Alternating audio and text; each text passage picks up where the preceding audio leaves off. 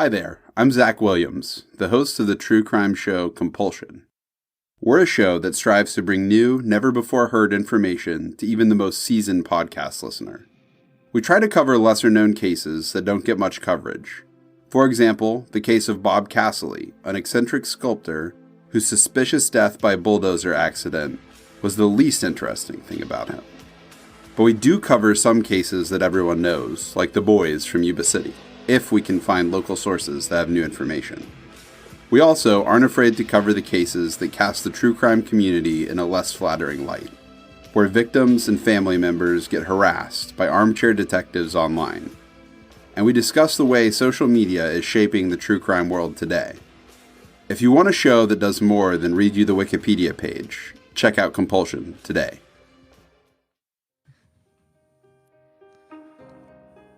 On December 7th, 2003, a woman gets into a car that no one in her family had ever seen before. Everything seemed normal, but then she was never seen again. Or was she? The case of LaQuanta Riley has baffled her family and authorities in Montgomery, Alabama for nearly 2 decades. Did something tragic happen to the bright, bubbly college student? Or did she simply decide to take a different path in life? A mysterious voicemail and a potential sighting provide few answers, but even more questions. When a person goes missing, there's a special kind of pain in the not knowing. I want to tell the stories of those who never came home. I want to tell you the story of LaQuanta Riley. I'm Kona Gallagher. And I'm Ethan Flick. And this is And Then They Were Gone.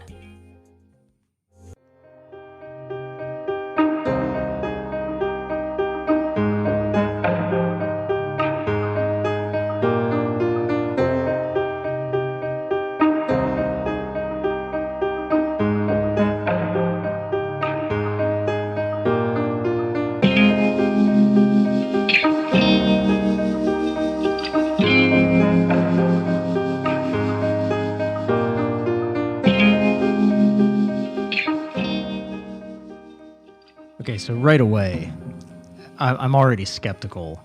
Of what? Me? No, so another case where somebody possibly like picked up and started a new life. Oh, are you referring to Robert Hoagie Hoagland? Yeah, and Daniel Ewan. It seems like there's a lot of cases where the theory is that somebody picked up and started a new life somewhere. True, but that's the problem with these missing persons cases when it's an adult, because like that's always an option, you know? Like adults do that sometimes.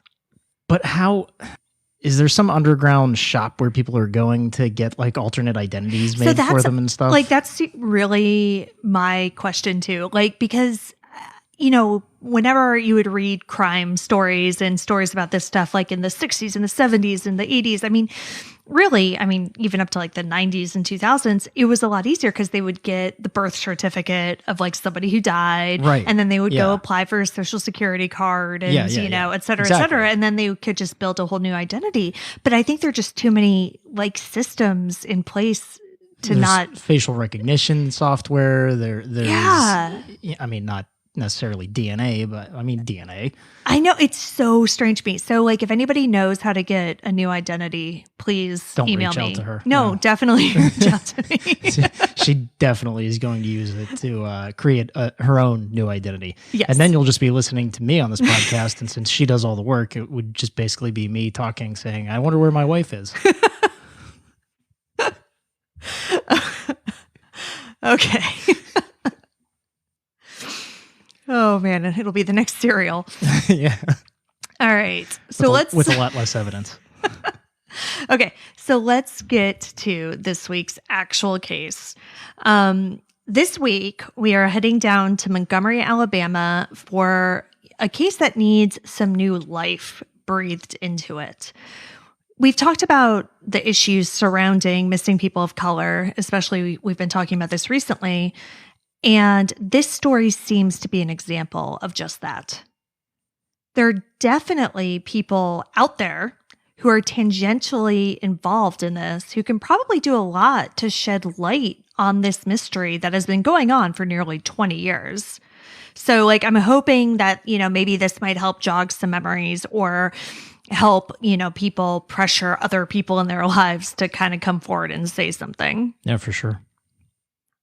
LaQuanta Nichelle Riley was born on February 26, 1984, to Pamela Riley.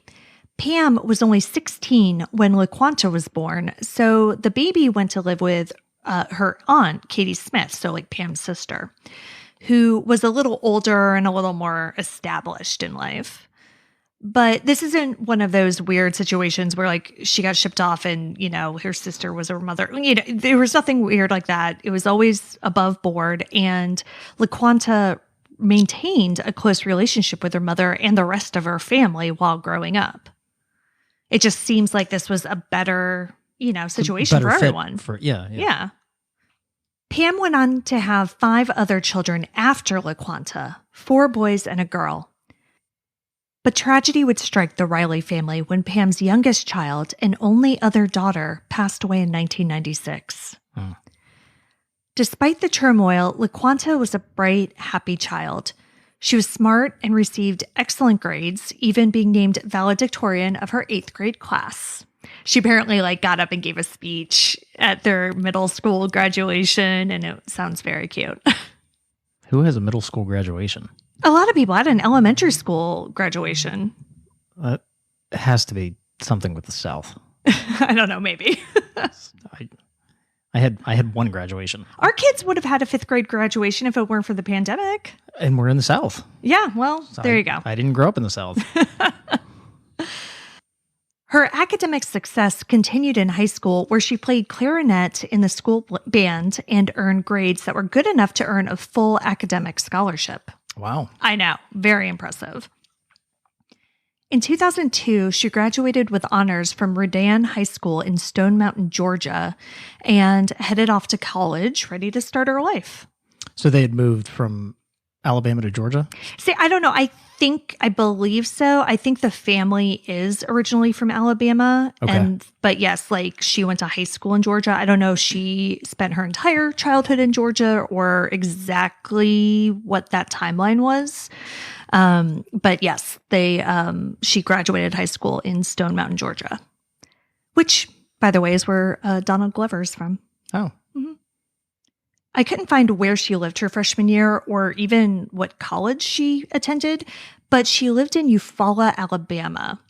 Her sophomore year, which was the 2003-2004 school year, she decided to get an apartment off campus with a friend from high school.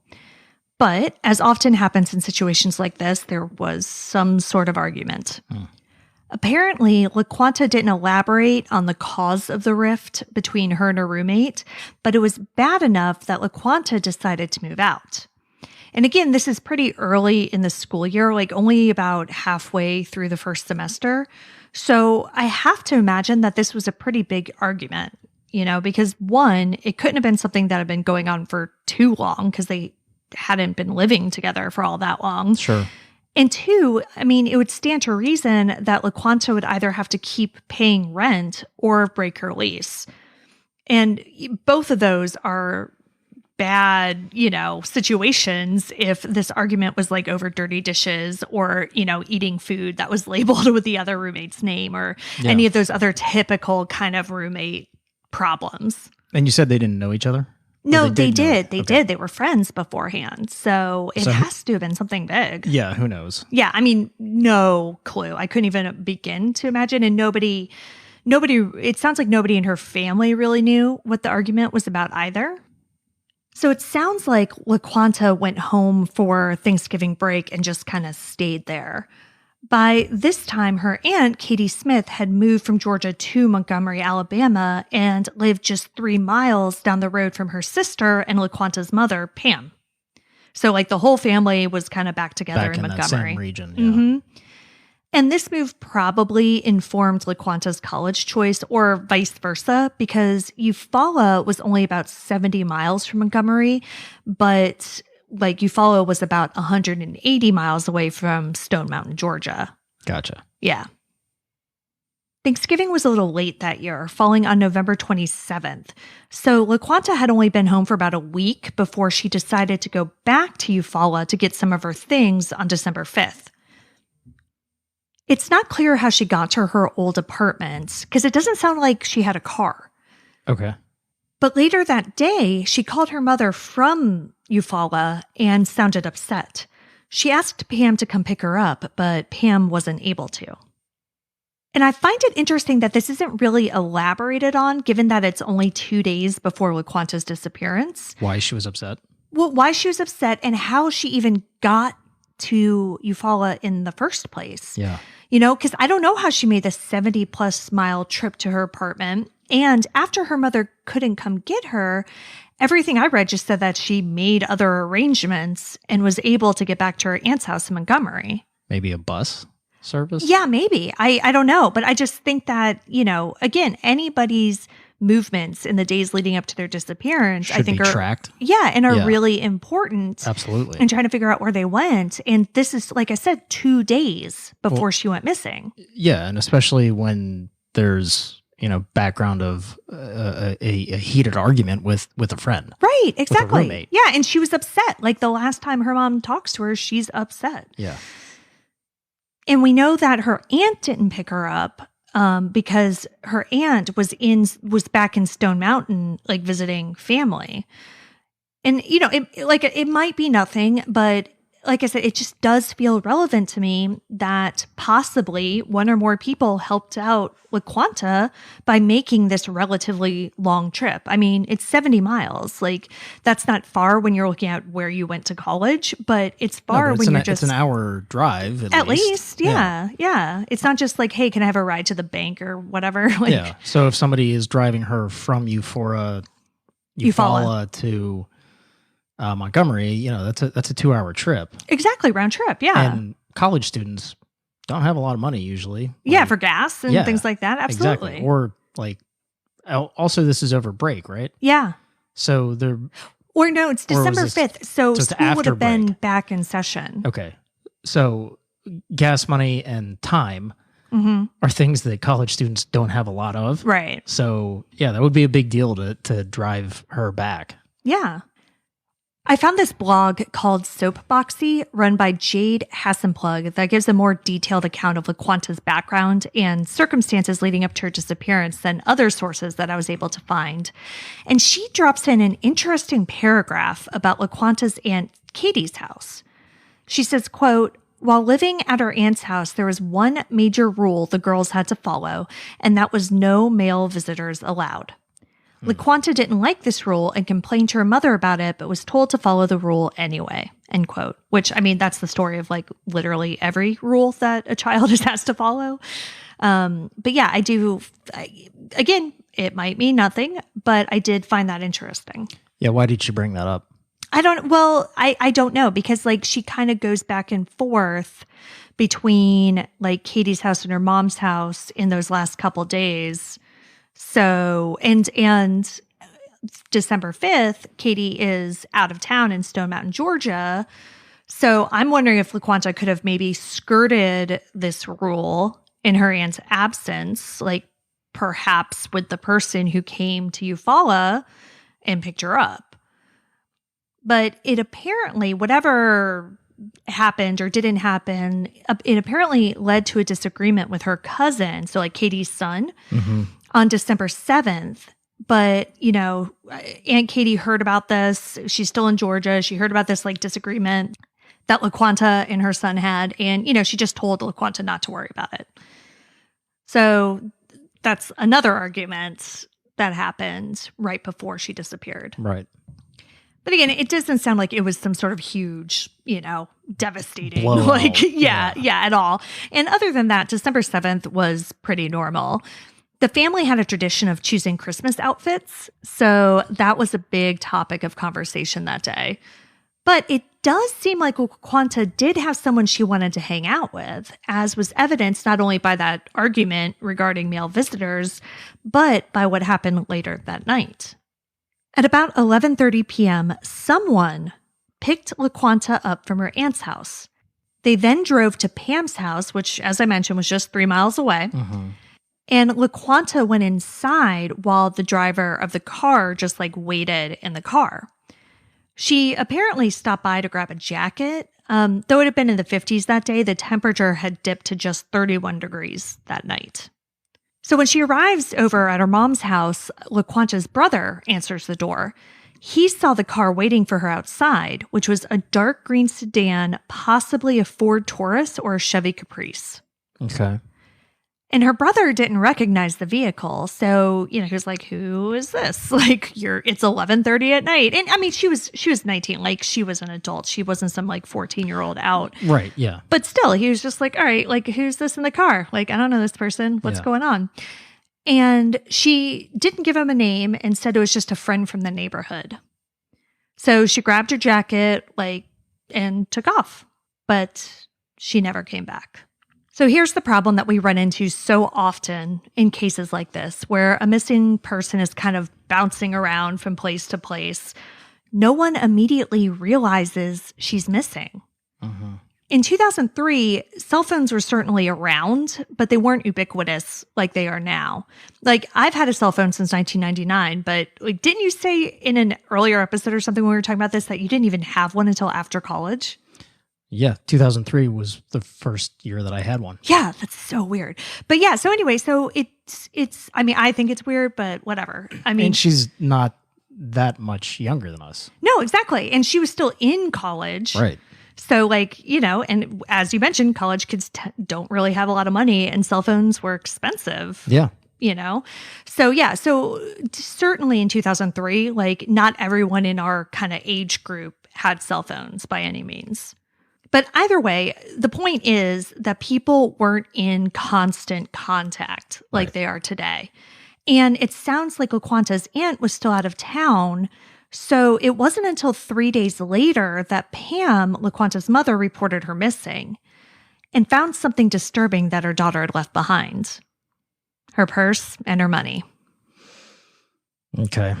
That stuck out to me, one, because what is that? Like the third missing adult story in a row that we've had where they've left all of their money behind. Well, I guess Mason Smith was 17. He wasn't quite an adult, but still, yeah, it's like, I can't wrap my mind around it because it's the absolute antithesis of my personality.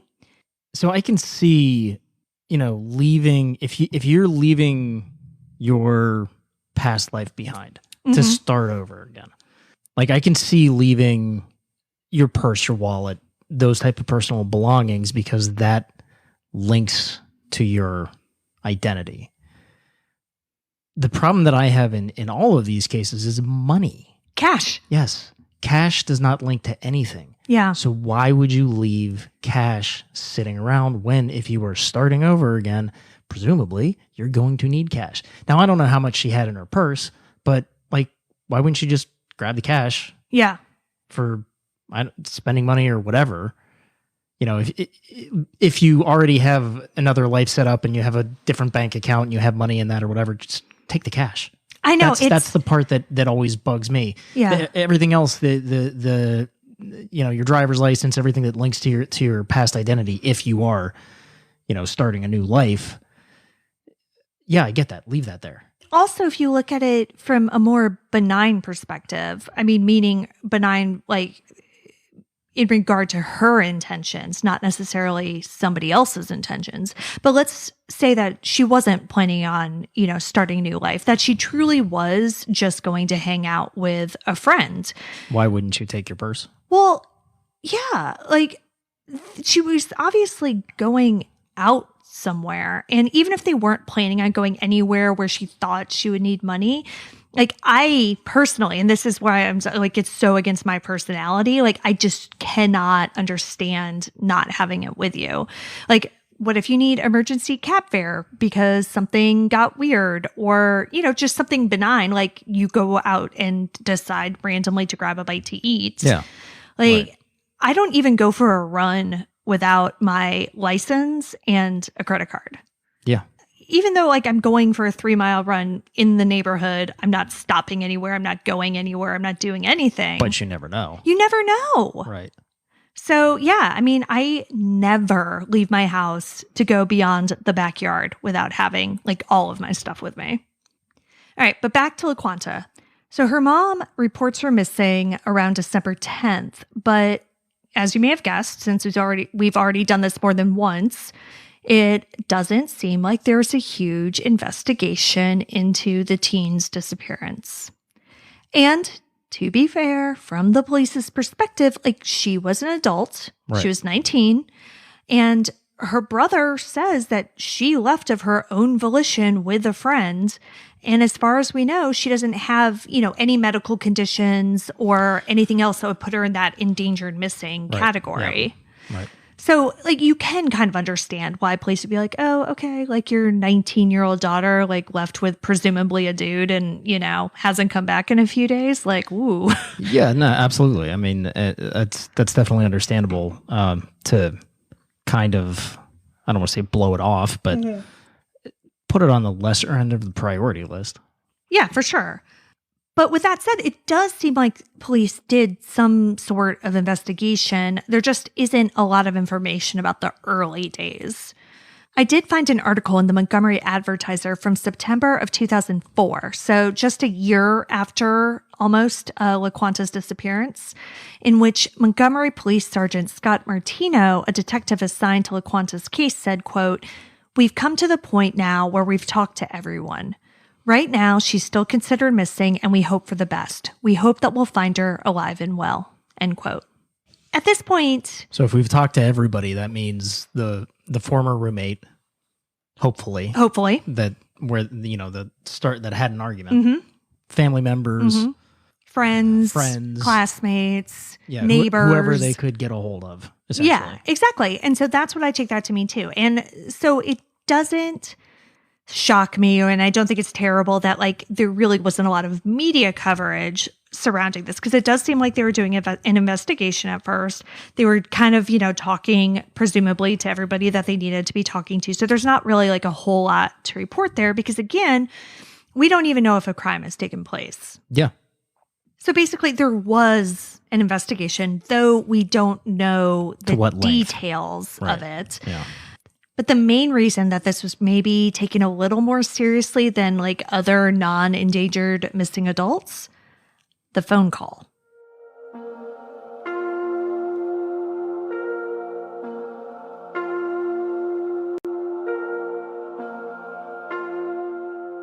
Now, the timing of this phone call is unclear. Some reports say it happened 3 days after LaQuanta's disappearance, which, if that's true, it could have been the inciting incident that led Pam to report her missing. Other reports say that the phone call came weeks after her disappearance.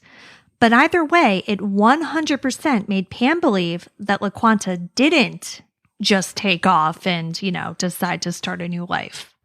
Pam received a message on her answering machine, and it's important to note that this was a physical answering machine and not a voicemail system, from someone who sounded like LaQuanta.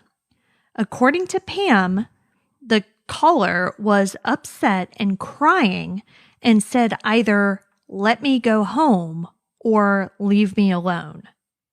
So that's bad enough, obviously. Yeah. But then there was a male voice in the background who said, "LaQuanta," and the call disconnected. Oh, wow. Yeah.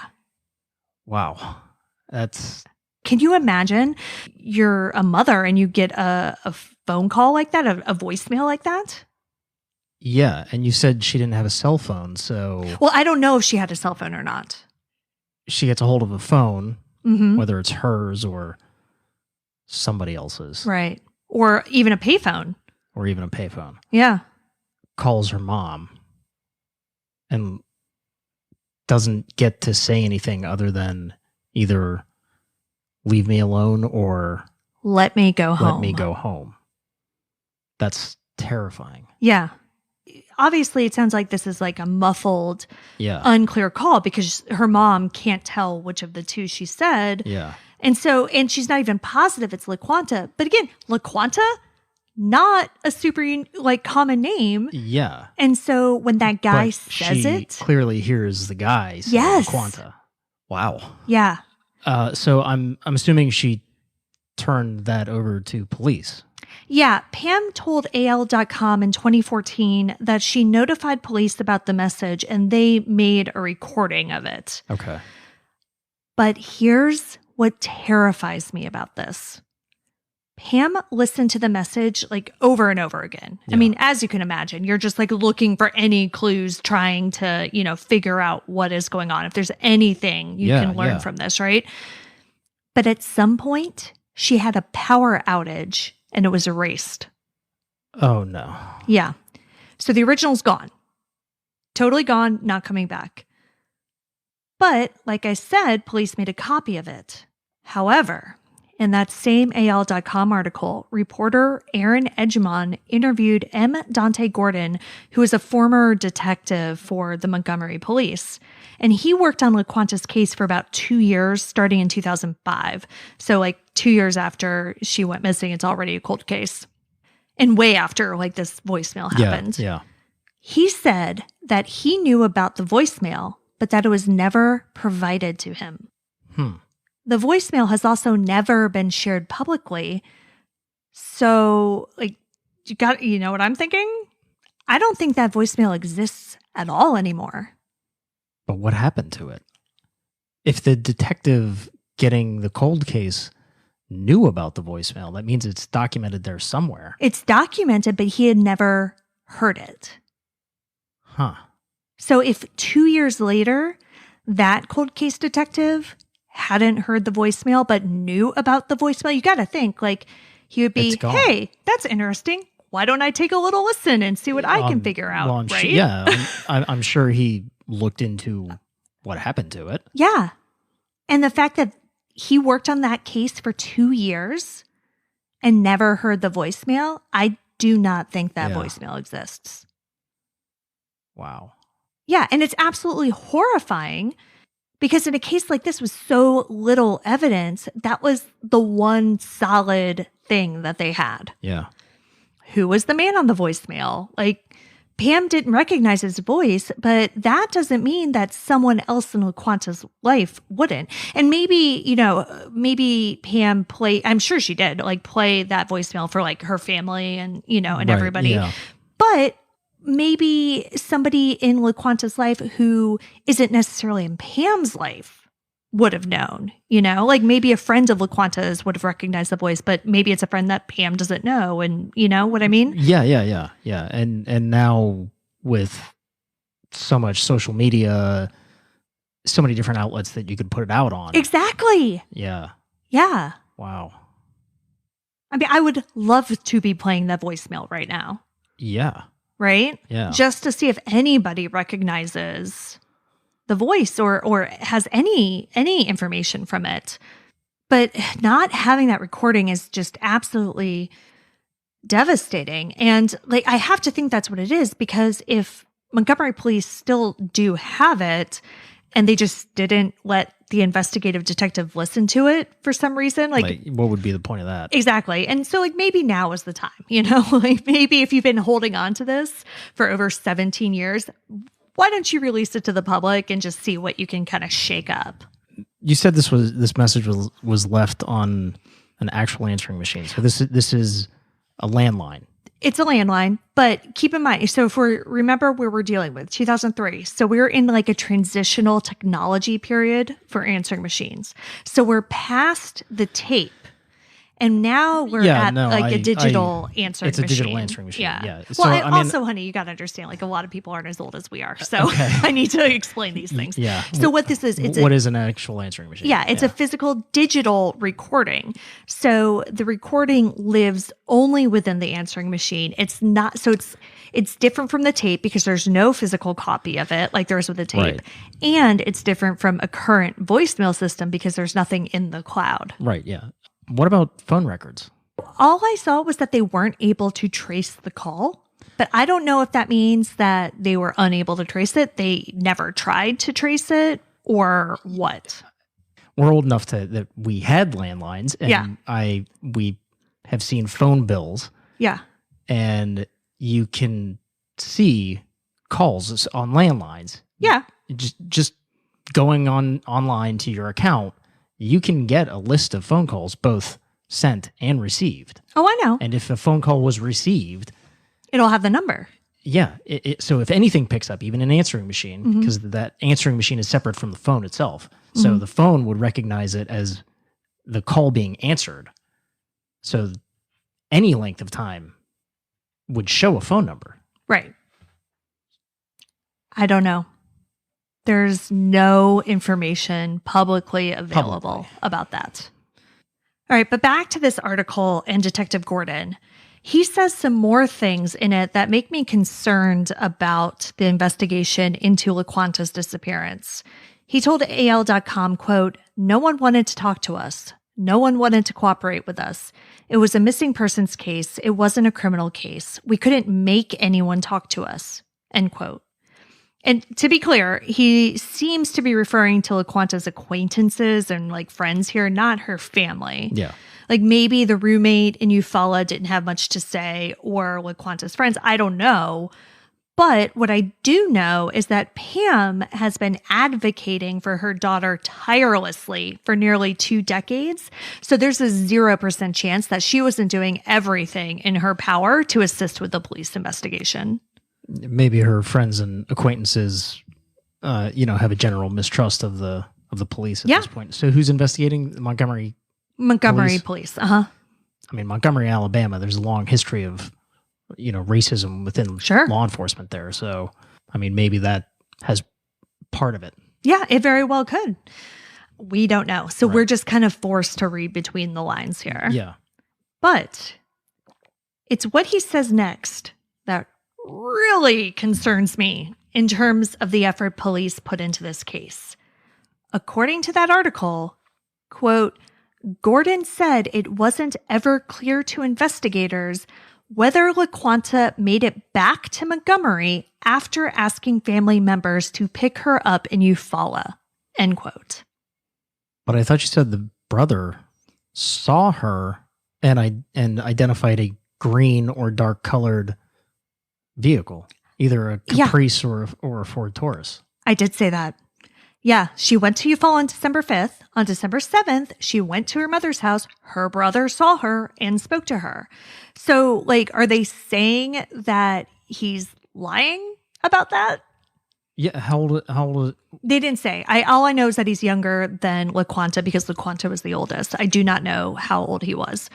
But another possibility is that Detective Gordon simply misremembered the facts of the case. Maybe. Because again, this article is from 2014 and, who knows.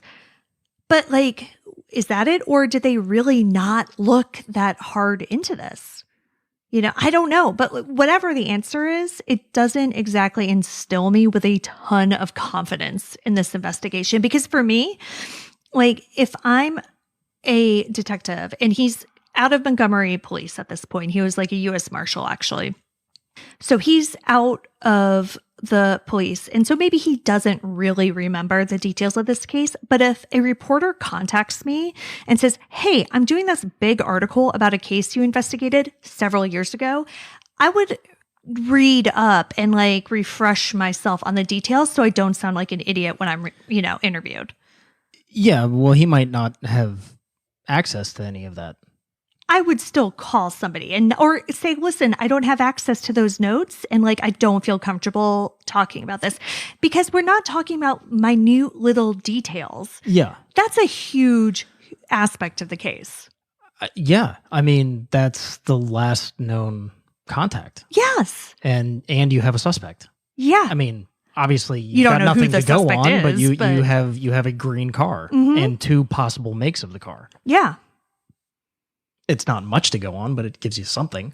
So up to that point, I'm reading about the investigation. I'm like, okay, well, they did one. I get why this wasn't some huge deal. She was an adult. She might have left on her own, But then I read this article and I'm like, oh my God, what did they even do here? Maybe we're missing something. I hope we're missing something, but I don't think we are because Pam seems to agree with this kind of idea that they didn't do enough.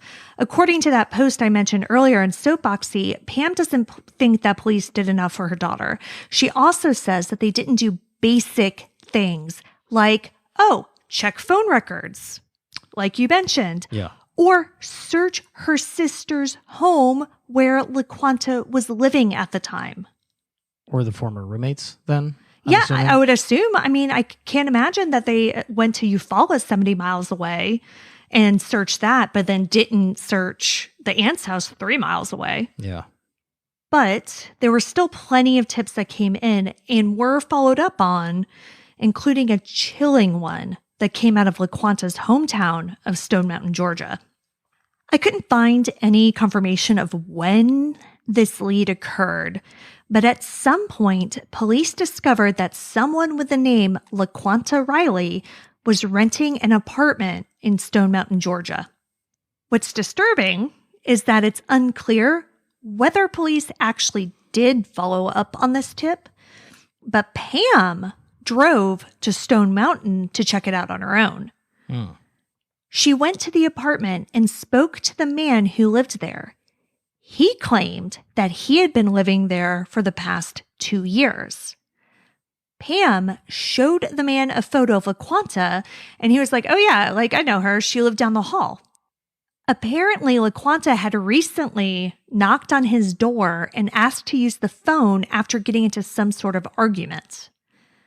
So, like, at this point, Pam's like, okay, yay, my daughter's alive. Like, she's living down the hall. Like, I'm going to go knock on that door and I'm going to find her. But obviously that doesn't happen. According to this man, LaQuanta had moved out of the apartment just a few days earlier. She goes to this apartment that is supposedly rented by LaQuanta. Uh-huh. And a dude answers and says, Yeah. no, she lives Down the hall. Oh, but whoops, she moved out 2 days ago. But she did come and use my phone, and she was upset. And again, we don't know when that tip came in. No. So We don't know if, like, this was right after she disappeared, and that could possibly be the phone call. Right, yeah. Or if this is, like, 5 years later. Yeah. But either way, this story is extremely shady. Yeah, I mean, the guy said that he recognized her. Right. Like, so... And so my fear is, like, is he saying that he recognized her and that she came in to use his phone in case police do come and, like, find her fingerprints somewhere or, like, a hair or DNA? Yeah, exactly. You know? And he can say, oh, yeah, well, you know, she came and used the phone like I told you. Huh. Yeah. Do we know, did she ever get into the apartment? Did he let her in, or was all of this discussed out in the hallway? It sounds like it was all kind of discussed out in the hallway. Yeah, so we don't even know. Like, LaQuanta could have been in there. Maybe. I have no idea. And that's, like, terrifying. Like, because, you know, there are a lot of things I want to know. 1, who the hell is this guy? 2, did police ever talk to him? 3, is his story even legit? Yeah. Like, does he know more than he told Pam, or does he actually know less? Was the person who allegedly lived down the hall even LaQuanta? Like, Right. maybe this guy is 100% on the up and up telling the truth and was just like, oh yeah, no, she lives down the hall, and it was just some other random lady. Yeah. And one thing that I didn't mention a few weeks ago in our Morgan Nick episode is that about a decade after her disappearance, her name popped up in a similar fashion, but it was just somebody who was attempting to steal her identity. Yeah, and that is a possibility. Right. So, like, could that be what happened here? Well, it's worth investigating. One would think. Pam says of this encounter, quote, I can't fathom her being there, end quote. But it's such a strange coincidence that the name LaQuanta Riley, which again, not a common name, popped up in the same town where LaQuanta graduated high school. Yeah. I'm dumbfounded. I mean, her mom knows about this, so presumably police know about this. Oh, yes. But why was this not followed up on? I don't know. And so Detective Gordon confirmed that there was a match for that name in a database. What database? I don't know. He just said in a database. But he didn't know if it was someone actually using LaQuanta's identity. So go and find out. Right? Like, maybe look into that. I don't know. What database? I don't know. He was just like, oh yeah. I feel like he's just like one of those dudes who just says words and expects you to be like, oh yeah, you're a cop. Like, that's a real thing. But like, It's not a real thing. What does that even mean? Yeah, what? There are a lot of databases out there. Yeah. I mean, I just, but is it NCIC? Was this person arrested? And that's the database he's referring to? I can't, for the life of me, think of any other database that he would have access to being in Montgomery, Alabama. Right. That would somehow link him to Stone Mountain, Georgia. Yeah. They're not close, so they're not on like the same local police channels or whatever. Like, that's a good point. So like you would have to think whatever he's referring to would be on a federal level, like NCIC. Yeah. What database? No, I have no idea. And his laissez-faire attitude regarding LaQuanta in this interview like drove me up the entire wall. So while he may or may not have looked into LaQuanta renting an apartment in Stone Mountain, Georgia after her disappearance, which like I definitely in my notes wrote down in all caps because like when I was writing this, my head was just exploding. Detective Gordon says that there were plenty of leads that they did look into. Apparently, someone called in a tip that LaQuanta was murdered and buried. Then, an inmate said that he saw LaQuanta being killed and tossed into Cooter's Pond in Prattville, which is about 12 miles away from Montgomery. But this man later said that he made up parts of his story. Like, which parts? I don't know. So, they're running down leads and investigating things that can close the case. Right. Exactly. Right? That's a really good point. Yeah. They're not running down leads and investigating if she's still alive. That really is an interesting perspective, and I didn't look at it that way when I was reading this. But or maybe not close the case. I stand corrected because a murder obviously wouldn't close the case. Sure, but it would transfer it from a cold case missing person to a homicide, which means possibly another detective. Yeah, I would get it off his desk either way, probably. Just a thought. Yeah, I don't know. But I think it is interesting that he is able to give all this information about tips that he ran down. But then going back, he says that, there was never any evidence that she made it back from Eufaula. So like to me, that really does at this point say that not that he was misremembering details of the case, that he just contradicted himself then. Because he said he said there was never any evidence she made it back from Eufaula, but he's following down leads that she was murdered in Montgomery. Well, I'm sure he would say he's, looking at all possibilities. Except for the possibility that she's alive in Stone Georgia. Mountain, friggin' Georgia, yeah. I don't know. This guy was killing me. So that's, unfortunately, where we are in this investigation. A number of detectives have cycled in and out over the years with no real progress made. But Pam has been driven throughout this entire experience. She started the Riley Relief Foundation, a nonprofit that provides resources and support to families with missing children. They also distribute safety materials for kids. She also holds an annual candlelight vigil for not only her daughter, but for all of Alabama's missing. She told the NCMEC blog in 2018, quote, "The candlelight vigil is for us to be a voice for them. Out of sight does not mean out of mind," end quote. I don't know why, but that one quote, it really gets to me because she's just been fighting for so long. And Pam understands that her daughter's case isn't particularly unique. There are many other families dealing with her same pain, many who are right there in Montgomery, and she has worked tirelessly to keep the pressure on authorities and the media to not let these cases be forgotten. She even made a board with photos of Alabama's missing people and took it to the district attorney's office. She said, quote, "I figured if we put all the faces on the board, they would think this isn't just a crazy mom. This is real," end quote. And that's what I want to do with sharing this story. I want to help put the pressure on authorities and the public to continue looking into this case because to me, there are still some avenues that absolutely need to be explored further. Number 1, LaQuanta's roommate in Eufaula. It's unclear if police ever interviewed her.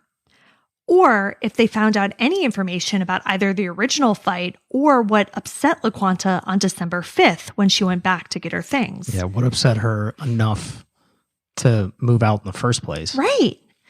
And then something else upset her on the 5th. And Right. so like she wanted to come home very quickly after she got there. And, if police did interview her and did find this information out, they didn't share that with Pam because she says that her one regret was not wanting to pry too much into her daughter's life. So she, quote, never asked her what happened in Eufaula, end quote. Yeah, but you're also only talking about what you said 2 days? 2 days before she went missing. And yeah so like, and I get it. And from it's Pam's, the holidays. Right. And well, I'm sure she didn't think it was that big of a deal. I mean, her daughter was a teenager. She got into a Right. fight with another teenager. Like these things happen, Yeah.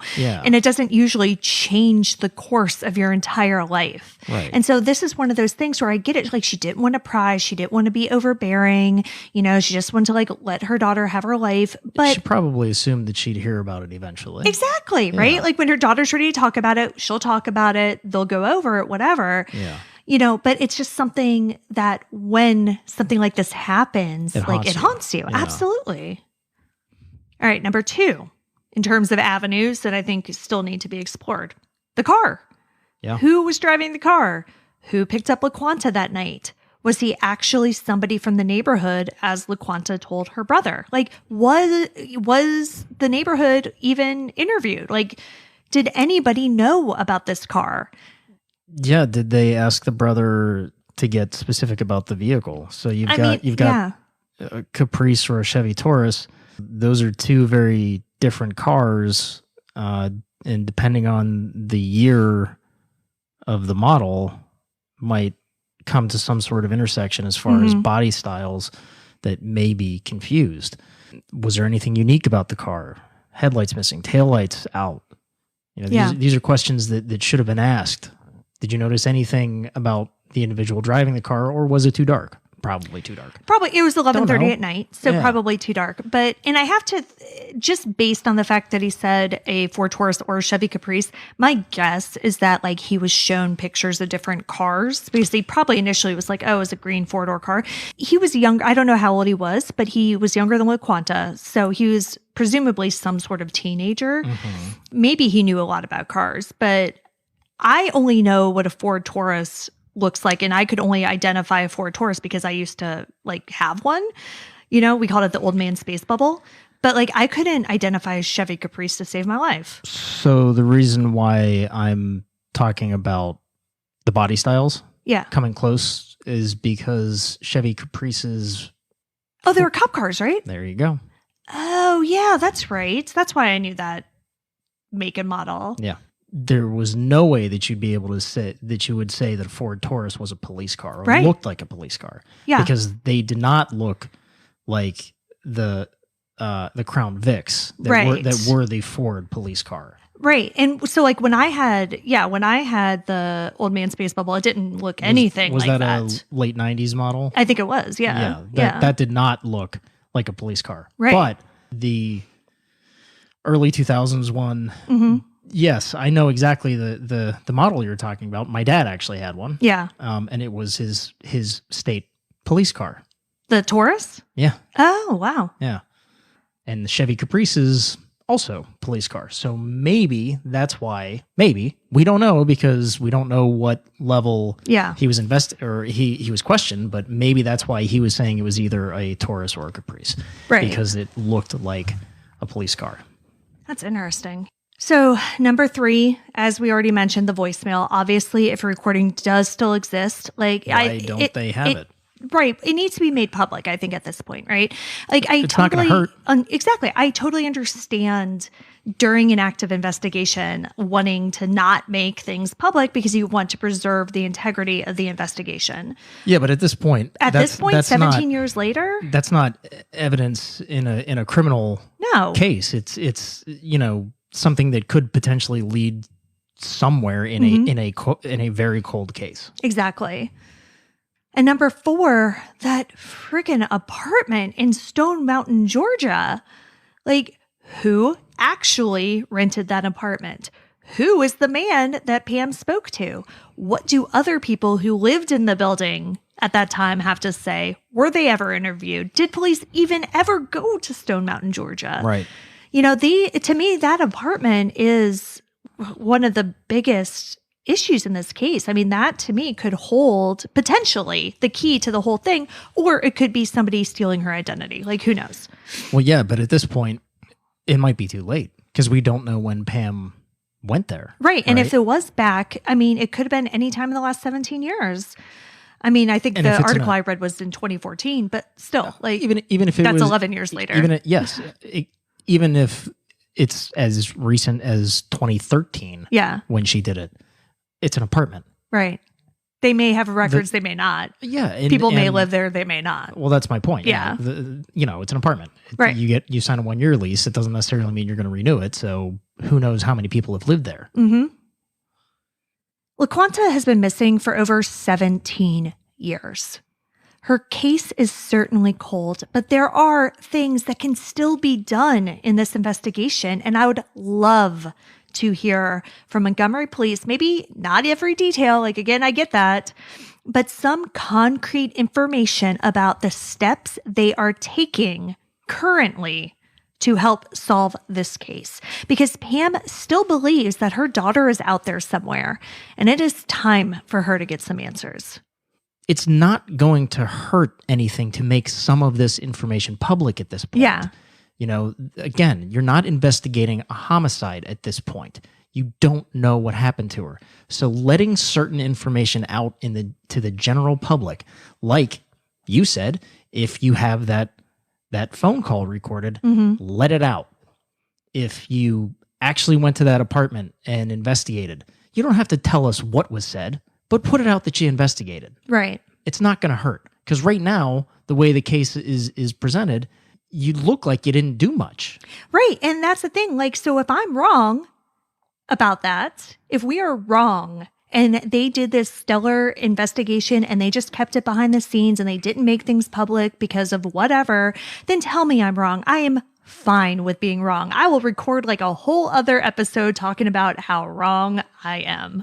Pam and the rest of LaQuanta's family deserve to know that people in the Montgomery Police Department still care about LaQuanta.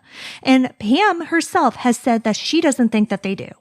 So that is what we need from Montgomery Police. We need Montgomery Police to stand up and say, yes, this case is hard. Missing adult cases are difficult and they are hard to find answers for, but we are trying. Like, these are the steps that we are taking. These are the resources we are dedicated to finding her.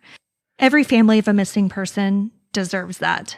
And I sincerely hope that getting LaQuanta's story out there a little bit more will at least bring that to Pam and the rest of LaQuanta's family. We say this every time there's a possibility that somebody left on their own volition to start a new life. LaQuanta, if you're out there, or if anybody knows where LaQuanta is, she's an adult. She didn't break any laws. Just make that phone call. Let somebody know, you know what, I'm okay. Sorry about this, but I needed to leave. But give your family that closure.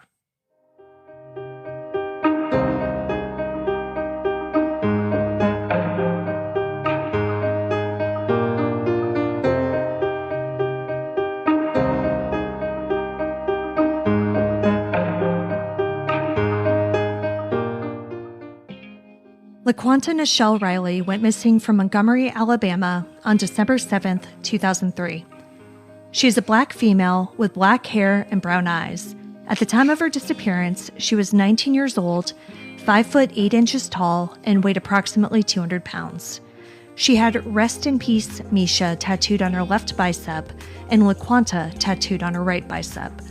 She was last seen getting into a dark green sedan that could have either been a Ford Taurus or a Chevy Caprice. LaQuanta would be 37 years old today. If you have any information about LaQuanta's disappearance, please contact the Montgomery Police at 334-241-2350. Or you can submit an anonymous tip to Secret Witness at 334 888-262-4000. There is currently a $15,000 reward being offered for information in this case. You can see all of the sources for this episode, along with photos and video, on our website, andthentheyweregone.com. And be sure to follow us on social, And Then They Were Gone Pod on Facebook and at ATTWG Pod on Instagram and Twitter. If you like what we're doing, please subscribe and consider leaving a 5-star review on Apple Podcasts. It will help new listeners find us.